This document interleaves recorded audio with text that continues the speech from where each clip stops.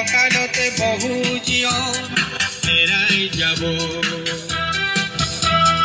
বহুজন ধনীয়া হৈ জীয়াতো ভুগিব লাগিব আমাৰ দ্বিতীয় ছাৰতে কামৰূপৰ দ্বিতীয় ছাৰ আপোনালোকে নিয়মখিনি মানি চলিলে ভাল পাম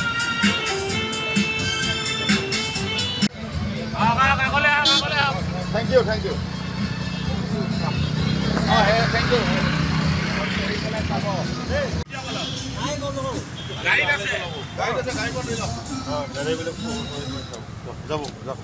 অসমবাসী ৰাইজক ভোগালী বিহুৰ আন্তৰিক শুভেচ্ছা জনাইছোঁ। এইকাৰণে জনাইছোঁ যে ভোগালী বিহুৰ ভোগে ভৰাই তোলক।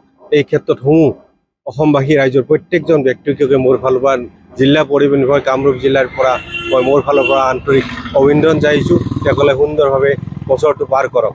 সেই আগমুহূৰ্ততে আমি ৰাষ্ট্ৰীয় পথ সুৰক্ষা মাহ হিচাপে পালন কৰিবলৈ ওলাইছোঁ। এই পথ সুৰক্ষা মাহত আমি প্ৰথম পদক্ষেপ হৈ লৈছোঁ যে ইয়াত প্ৰত্যেকজন ব্যক্তিকে আমি ৰিফ্লেক্ট আৰু মাইক যোগে আমি প্ৰচাৰ কৰিছোঁ যে তেখেতসকলে প্ৰত্যেকজন ব্যক্তিয়ে পথৰ ক্ষেত্ৰত যিটো মানিবলগীয়া নিয়ম সুন্দৰভাৱে মানি চলক। তেনে ক্ষেত্ৰত আমি পঞ্চসূত্ৰ ইয়াত ব্যৱহাৰ কৰিছোঁ। এই পঞ্চসূত্ৰত 1 নম্বৰটোৰ কথাটো হ'ল যে অতি দ্ৰুত গতিত গাড়ী নচলাব, আমি তেখেতক ৰিফ্লেক্ট বিতৰণ কৰিছোঁ।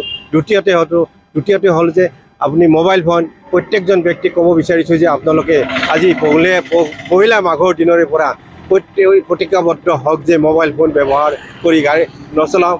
3 নম্বৰতে আমি ক'ব বিচাৰিছোঁ যে তেখেতকে চাৰিচকীয়া বাহনত ছিট বেল্ট ব্যৱহাৰ কৰিবৰ কাৰণে তেখেতলোকক আমি আঙুলিয়াই দিছোঁ। এইকাৰণে কৈছোঁ যে দুৰ্ঘটনা হ'লে আমি ছিট বেল্ট লগালে নিশ্চয় আমি মানৱ জাতিটো বচাৰ ক্ষেত্ৰত সহায় হ'ব। 4 নম্বৰতে আমি ক'বলৈ বিচাৰিছোঁ যে মদ পান কৰি গাড়ী চলাব নালাগে আৰু তেখেতসকলক কৈছোঁ যে এইখন ৰিফ্লেক্ট লওক। এইখন আমি 5জন মানুহক হ'লেও আপোনালোকে এইটো এৱাৰনেছ দিব। পঞ্চমটো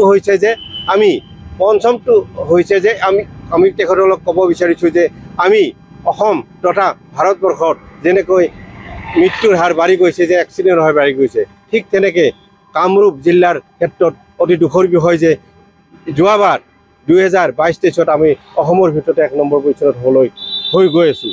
সেই ক্ষেত্ৰত মই ইয়াত প্ৰথম জইন কৰি ইয়াত 10 দিন ইয়াত জইন কৰিলোঁ। মই প্ৰতিজ্ঞাবদ্ধ হৈছোঁ যে আমি কামৰূপ ডিষ্ট্ৰিক্টত আমি কেনেকৈ মৃত্যুৰ হাৰ আৰু এক্সিডেণ্ট কমাবলৈ সেই ক্ষেত্ৰত আমি মাহজোৰা কাৰ্যসূচী গ্ৰহণ কৰিছোঁ।